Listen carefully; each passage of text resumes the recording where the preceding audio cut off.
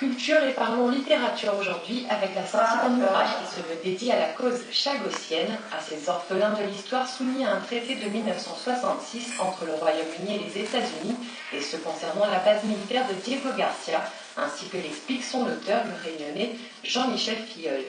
Et c'est un roman qui est dédié à mes amis chagossiens, pour qui j'ai une empathie, et leur histoire m'a ému, donc je voulais me lancer un défi en écrivant un livre, et j'ai voulu faire un livre qui puisse apporter quelque chose, et donc c'est d'essayer de faire connaître un peu ce drame qui souvent est passé sous silence.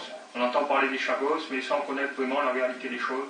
Il a pris 6 années à l'écrire, un défi qu'il s'est lancé à lui-même, quand on sait que l'homme est autodidacte et fâché avec l'orthographe. C'est quelque chose d'émouvant, qui pourrait arriver à d'autres, si justement on passe tout ça sous silence.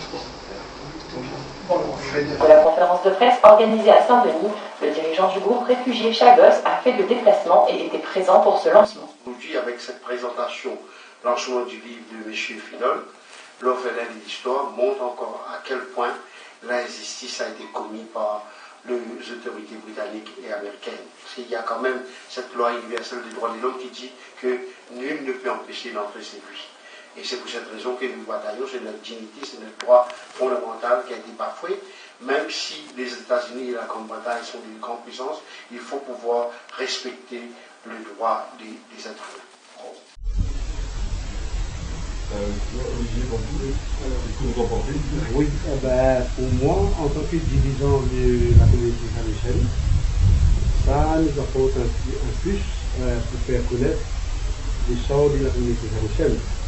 Comme vous le savez, ici même à La Réunion, je suis très reconnaissant au comité Solidarité Chagos de La Réunion,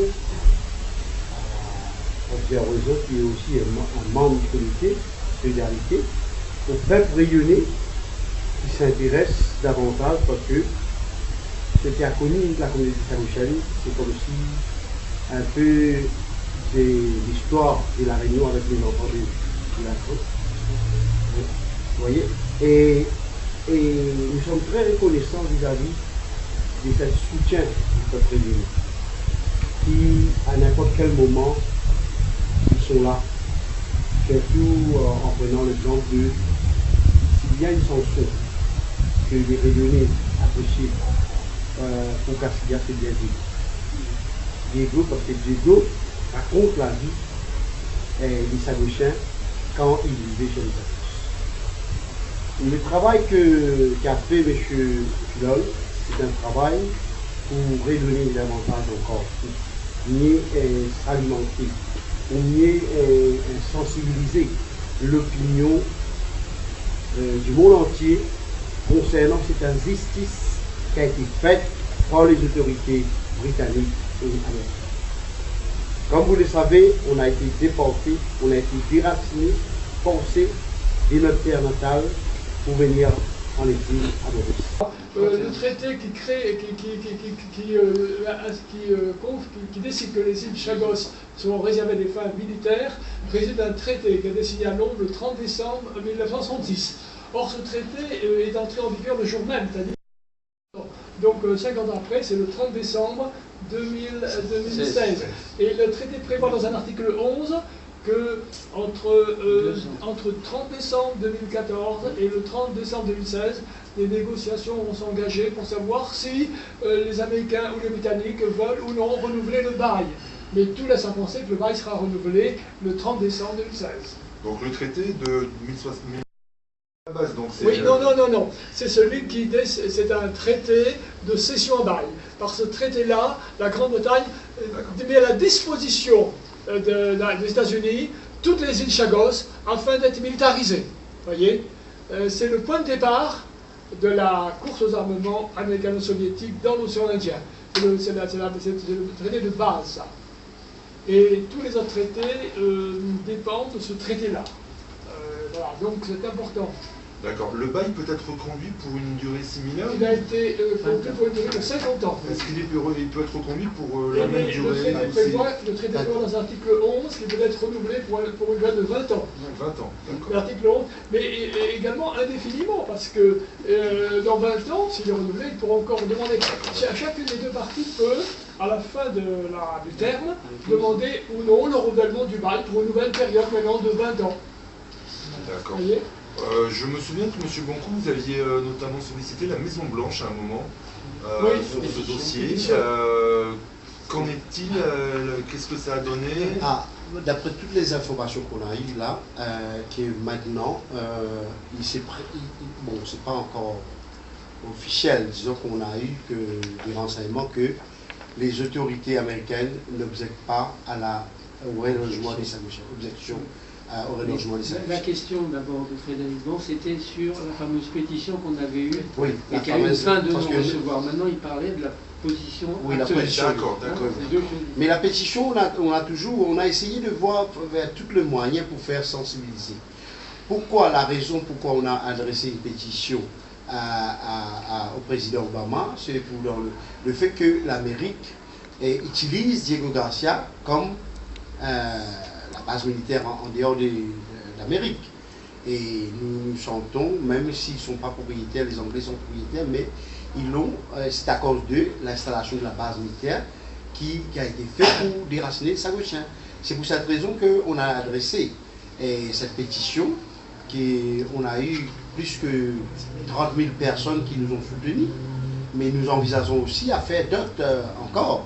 Et là, si c'est vrai que la position des États-Unis sera pas aucune objection contre l'installation, sera quelque chose, sera un pas de l'avant pour la communauté sagossienne. Parce que comment se fait-il qu'il y a des gens, des étrangers qui vivent chez Diego Garcia?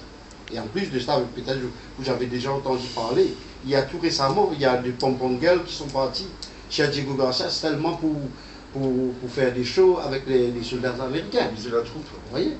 Et vous voyez, c'est quelque chose qu'on voudrait à tout prix pouvoir retourner chez notre terre. C'est pour cette raison, dans un premier temps, si on dit carrément qu'on est contre là, on est pour la base militaire, ce sera un peu difficile pour nous. Le moment où on va rentrer, ce sera dans un premier temps, il nous faut absolument accepter la cohabitation. Et après, on verra.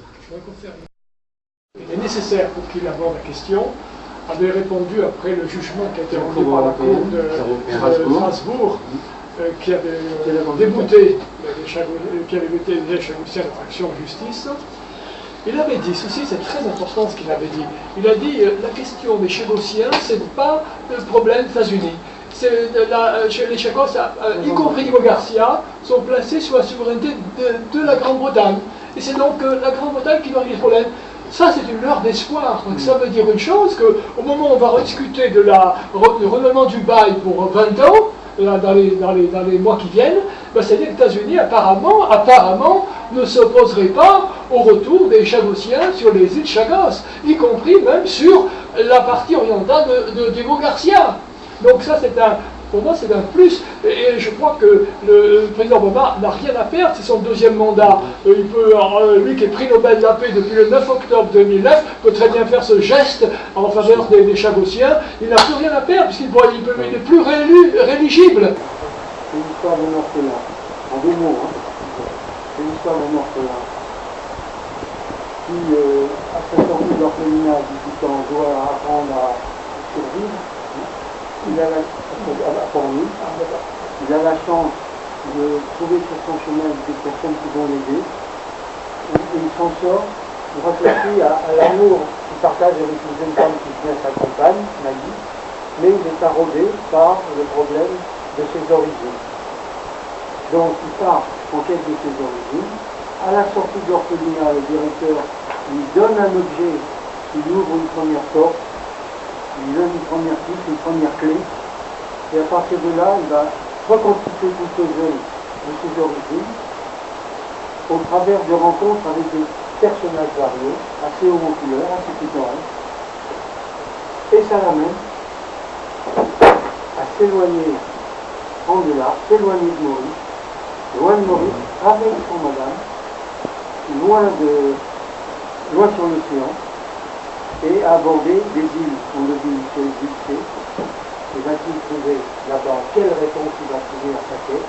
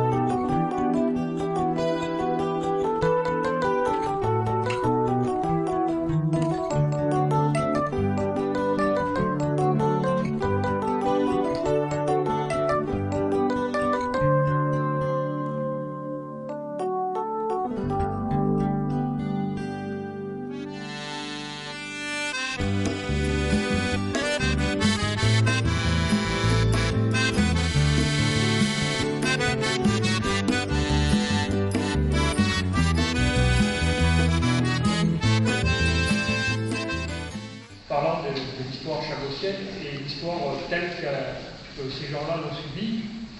Et donc le livre il a pour but d'être grand public et de faire découvrir cette histoire en disant une lecture facile. Et pour cela, heureusement, le comité m'a bien aidé, et surtout Alain qui a vraiment fait un gros travail au niveau de la correction. Je pense que de ce côté-là, vous ne trouverez pas de faute. Voilà. Félicitations. Tout le monde va dire ça quand même, en particulier les Joachim, Brigitte. Voilà, mais je passe le micro à Alain qui a bien contribué à cette aventure. Non, c'est juste un petit mot pour rajouter, c'est l'auteur qui parle de la photographie. Non, c'est juste raconter quelque chose. Il y a peut-être 3 ans de ça, on fait une conférence, c'était le professeur Henrison à Saint-Pierre, sur les chabots. Et on voit arriver un monsieur avec une dame qui dit j'arrive de Sainte-Marie et je suis passionné par les chabots et je suis en train d'écrire un roman sur les chabots. On a rencontré évidemment. Et on se dit bon, d'accord, c'est bien. Et puis quand vous l'aurez fini, on va se revoir. Un an passé, 2 ans. 2 ans et demi, hein. On n'a plus entendu parler de lui. On a dit, et puis un jour, il est réapparu avec son manuscrit. Et c'est ce manuscrit sur lequel on a retravaillé. On a trouvé un éditeur à Maurice, qui est un ami du groupe Réfugiés Chagos. Il a édité le livre dans des bonnes conditions. Et en 2 mots, pour donner envie de lire le livre, parce qu'il faut l'acheter, mais après, il faut avoir envie de venir.